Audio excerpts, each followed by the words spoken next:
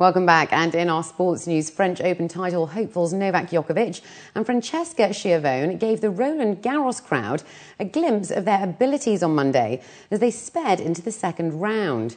Second seed Djokovic extended his winning streak to 40 matches with a 6-2, 6-1, 6-3 dismissal of Dutchman Thimo de Backer, while defending champion Schiavone raced past American Melanie Audin 6-2, 6-0.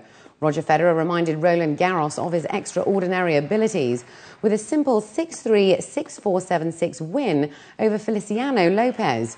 All the talk in the run-up to the year's second Grand Slam has been about how informed Novak Djokovic could threaten Rafa Nadal's men's crown.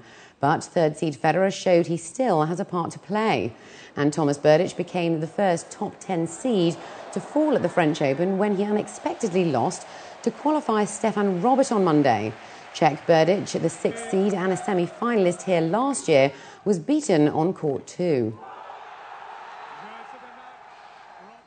And world number 1 Caroline Wozniacki opened her quest for a first Grand Slam with a 6-0, 6-2 demolition of Japanese veteran Kimiko Date-Krum in the French Open first round. Wozniacki next plays Alexandra Wozniak in the second round after the Canadian beat another Japanese, Junri Namigata. South Africa won the London round of the IRB World 7 Series in London on Sunday after beating Fiji in the cup final. However, despite losing in the semi-finals, New Zealand were crowned overall series champions with one round remaining. Playing at Twickenham, England beat Portugal to win the Shield final. Scotland overcame Kenya in the bowl decider, and Samoa proved too good for Australia in the plate final. New Zealand have 150 points in the World Series, England 121, South Africa 116, Samoa 112, Fiji 110, Australia 60, Wales 46, Argentina 38, Kenya 12, Scotland 12 and the United States 10. The final round of the Sevens is in Edinburgh on May the 28th and 29th. Barcelona prepared for their Champions League final clash with Manchester United at their Camp Nou stadium on Monday. With the match to be played at Wembley Stadium in London on Saturday, Barcelona coach Pep Guardiola held a training session and press conference before Barca leave for the UK. Barcelona have been able to give their forward Lionel Messi time off in the past couple of weeks, and the World Player of the Year says he is in fine form ahead of Saturday's Champions League final. The 23-year-old Argentina international is the top scorer in the latest edition of Europe's elite club competition with 11 goals. The third season in a row he has topped the chart. However, he said on Monday that the match at Wembley will be very different. Yes, it is a final. It is a special match because of what is on the table. The good experience in Rome is something to leave behind. It is going to be a totally different match to what it was then, and well, we are facing a huge rival, and we are facing a rival with very good players. And it's going to be a very crazy final, I think.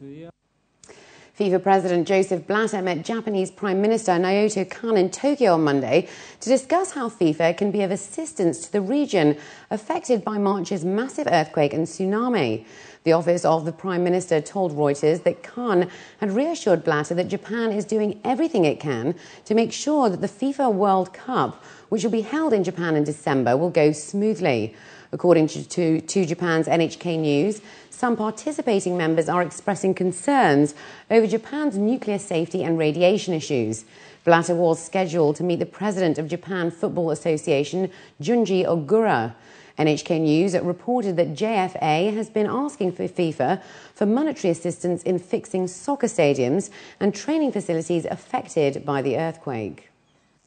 And finally this evening, an ink wash work by Chinese artist Qi Beishi set a new record of $65.4 million for a contemporary Chinese painting in Beijing, according to Chinese media. The painting, measuring at 266 centimetres by 100 centimetres, depicts a falcon perched on a branch of a pine tree and is surrounded by two calligraphy scrolls titled A Long Life, A Peaceful World. Qi created the masterpiece in 1946 in his 80s as a gift to Chiang Kai-shek, the late leader of the Kuomintang, for his 60th birthday. In the Guardian's spring auction, the floor price was set at $13.5 million and hit the final deal after 50 rounds of bidding.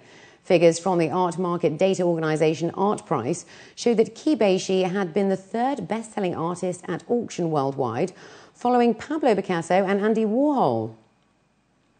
Now let's take a look at the local and international weather forecast for tomorrow.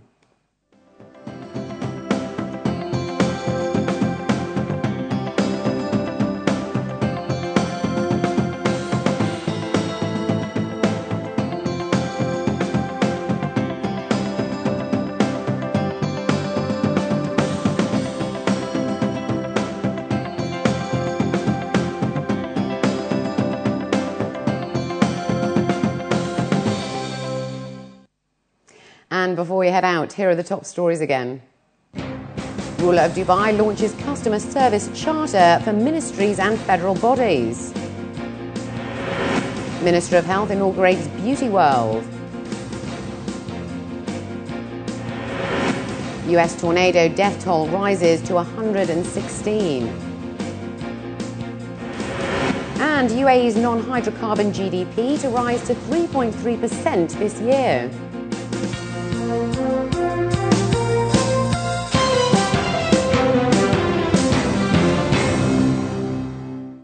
Well, that brings us to the end of the bulletin. As always, we'd love to hear your comments.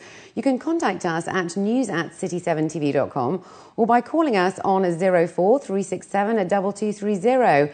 And please do join our Facebook page. From the entire news team, it's goodbye for now.